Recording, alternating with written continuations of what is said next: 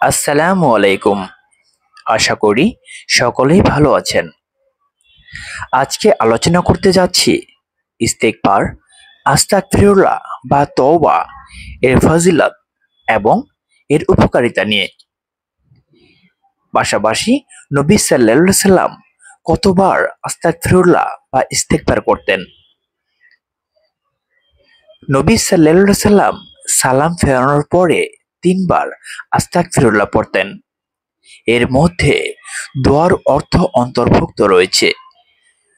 নবী সাল্লাল্লাহু আলাইহি সাল্লাম ৭০ বারেরও বেশি আস্তাগফিরুল্লাহ জিকিরের মধ্যে বলতেন। এর মধ্যে আল্লাহর মুখাপেক্ষির বহিঃপ্রকাশ দেখা যায়। নবী সাল্লাল্লাহু আলাইহি সাল্লাম নিষ্পাপ হওয়া সত্ত্বেও প্রতিদিন ৭০ থেকে ১০০ বার তওবা বা আস্তাগফিরুল্লাহ করতেন। নবী সাল্লাল্লাহু আলাইহি সাল্লাম বলেন, যে ব্যক্তি দৃঢ় বিশ্বাসের সাথে এই দোয়া পাঠ করবে, দিনে পাঠ করে রাতে মারা গেলে কিংবা রাতে পাঠ করে দিনে মারা গেলে সে জান্নাতি হবে। আস্তাগফিরুল্লাহ বা ইস্তেগফারের কিছু উপকারিতা রয়েছে। ইস্তেগফারকারীর কাছে দুনিয়াকে খুব তুচ্ছ করে দেওয়া হয়। মানব ও জিন শয়তান থেকে তাকে হেফাজত করা হয়। অধিক ইস্তেগফারের কারণে প্রচুর বর্ষণ হয়, বাগান ও শস্যে ভালো ফসল হয়, নদী নালা থাকে জীবন্ত। ইস্তেগফারকারীকে আল্লাহ উত্তম সন্তান, সম্পদ ও জীবিকার দ্বারা সম্মানিত করেন। দিন পালন সহজ হয় এবং কর্মজীবন হয় সুখের। দিন ও ইমানের স্বাদ আস্বাদন করা যায়। আল্লাহর ভালোবাসা অর্জিত হয়। বিচক্ষণতা ও বিশ্বাস বৃদ্ধি পায়। দুশ্চিন্তা পেরেশানি দূর হয়। মৃত্যুর সময় ফেরেশতারা তার জন্য সুসংবাদ নিয়ে আসে। বেকারত্ব দূর হয়। আল্লাহ তাআলার নৈকট্য অর্জিত হয়। তার তওবার কারণে আল্লাহ আনন্দিত হন। হাসরের মাঠে মানুষ যখন প্রচন্ড গরম ও ঘামের মধ্যে থাকবে, তখন ইস্তেগফারকারী থাকবে আরশের ছায়াতলে। কিয়ামতের দিন মানুষ যখন অস্থির থাকবে, ইস্তেগফারকারী তখন ডানপন্থী মুত্তাকিনদের দলে থাকবে। আরশ বহনকারী ফেরেশতাগণও তার জন্য দোয়া করেন। কোরআনে ইরশাদ হয়েছে, হে আমার কওম, তোমরা তোমাদের রবের কাছে ইস্তেগফার বা আস্তাগফিরুল্লাহ পড়ো, অতঃপর তার কাছে তওবা করো, তাহলে তিনি তোমাদের ওপর মুষলধারে বৃষ্টি পাঠাবেন এবং তোমাদের শক্তির সঙ্গে আরো শক্তি বৃদ্ধি করবেন। আর তোমরা অপরাধী হয়ে বিমুখ হইও না। সূরা হুদ আয়াত 52। বান্দা ইস্তেগফারের প্রতি বেশি মুখাপেক্ষী, কারণ দিন রাত আমরা শুধু গুনাহ আর গুনাহ করি।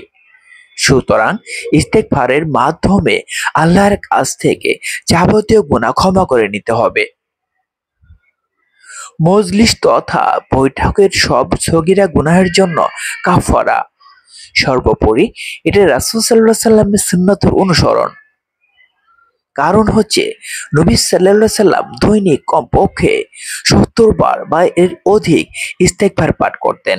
আস্তাগফিরুল্লাহ ব্যবহার করা ইসলামে একটি পরিপূর্ণ সন্ধান। এটি প্রত্যেক ধর্মীয় কাজে ব্যবহৃত হয় এবং এর মাধ্যমে আমরা আল্লাহর কাছে ক্ষমা করতে পারি। আস্তাগফিরুল্লাহ ব্যবহার করা মানব জীবনের সমস্যার সমাধানে সহায়তা করে। যেমন যখন আমরা কোনো ভুল করি অথবা কোনো দোষ করি, আস্তাগফিরুল্লাহ ব্যবহার করে আমরা আল্লাহর কাছে ক্ষমা করতে পারি। আস্তাগফিরুল্লাহ ব্যবহার করা আমাদের জীবনে সুখ ও শান্তি এনে দেয়। নবী সাল্লাল্লাহু আলাইহি সাল্লাম বলেন, হে লোকেরা, তোমরা তোমাদের রবের কাছে তওবা করো এবং তার কাছে ক্ষমা চাও। আমি প্রতিদিন ১০০ বার তওবা করি ও ক্ষমা চাই। আব্দুল্লাহ ইবনে আব্বাস রাদিয়াল্লাহু আনহু থেকে বর্ণিত, নবী সাল্লাল্লাহু আলাইহি সাল্লাম বলেন, কেউ সব সময় ইস্তেগফার আঁকড়ে ধরলে আল্লাহ তার প্রতিটি সংকটে পথ খুলে দেন, তাকে সব দুশ্চিন্তা থেকে মুক্ত করেন এবং তাকে এমন ভাবে জীবিকা দান করেন সে ধারণা করতে পারে না। আবু দাউদ।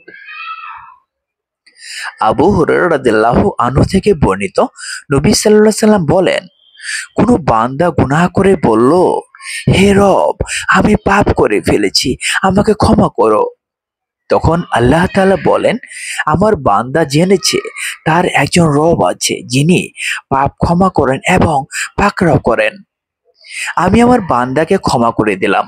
বুখারী ও মুসলিম।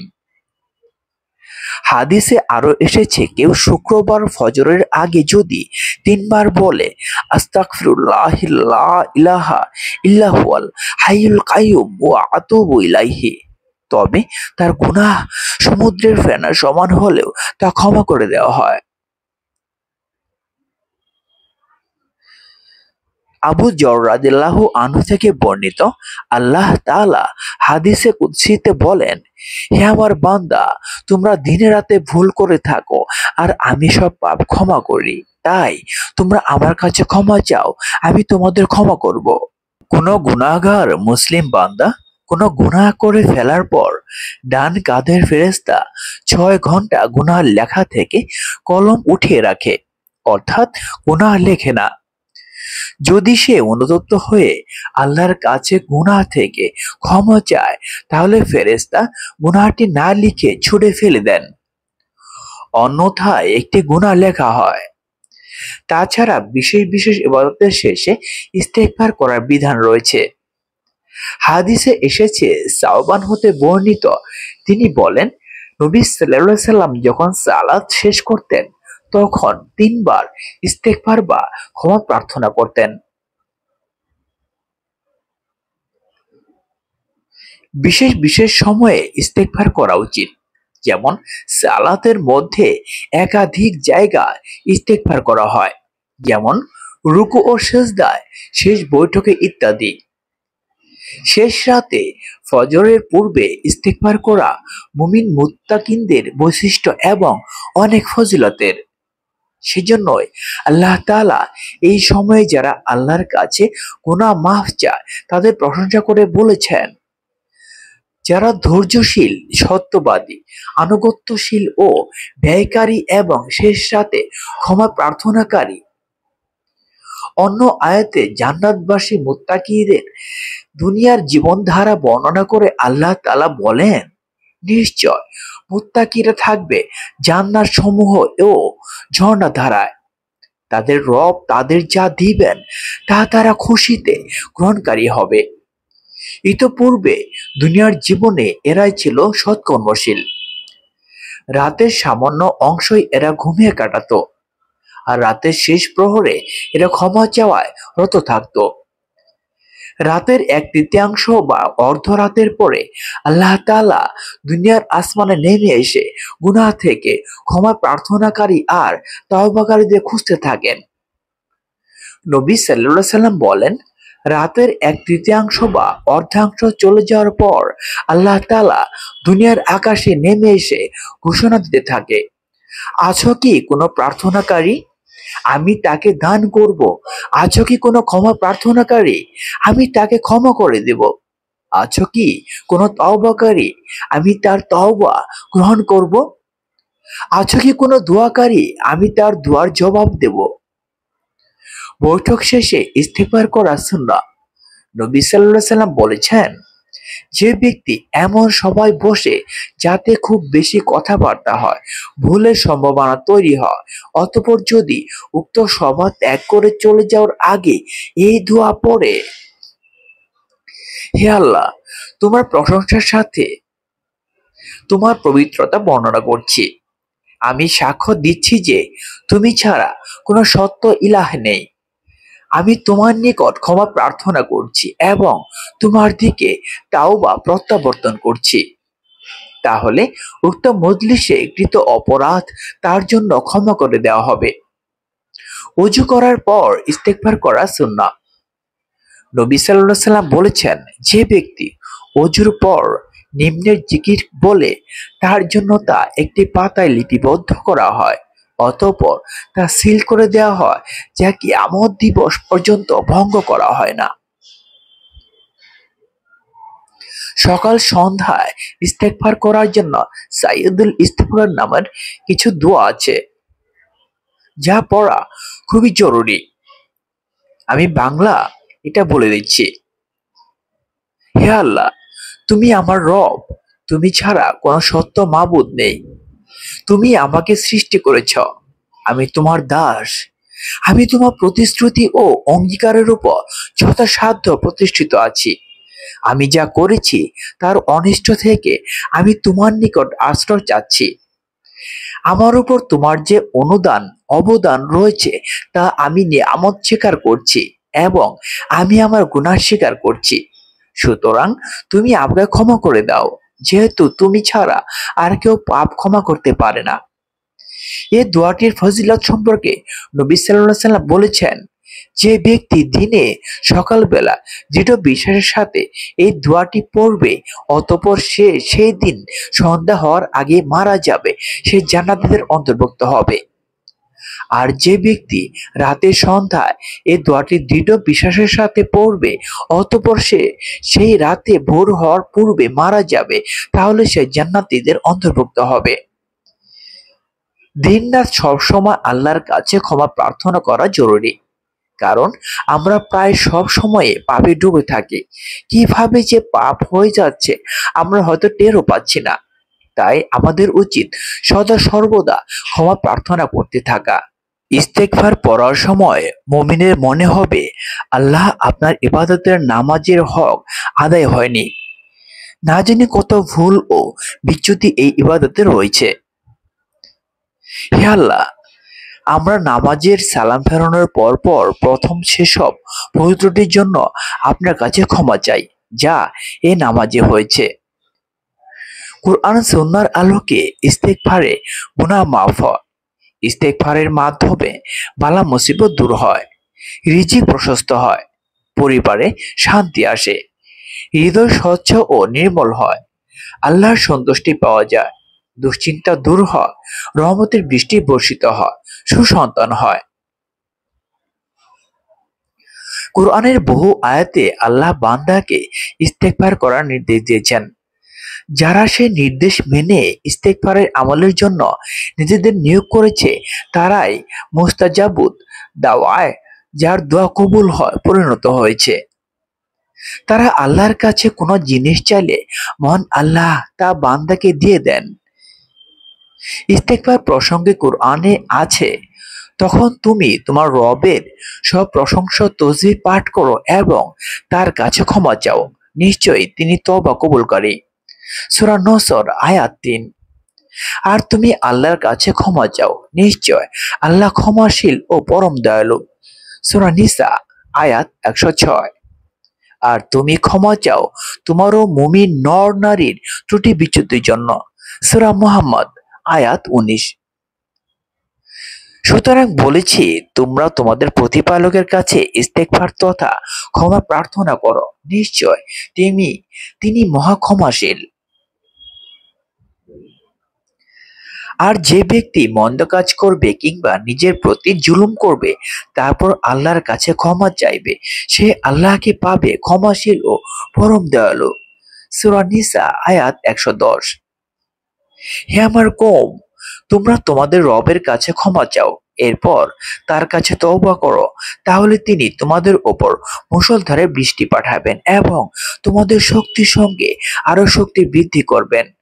আর তোমরা অপরাধী হয়ে বিমুখ হইও না।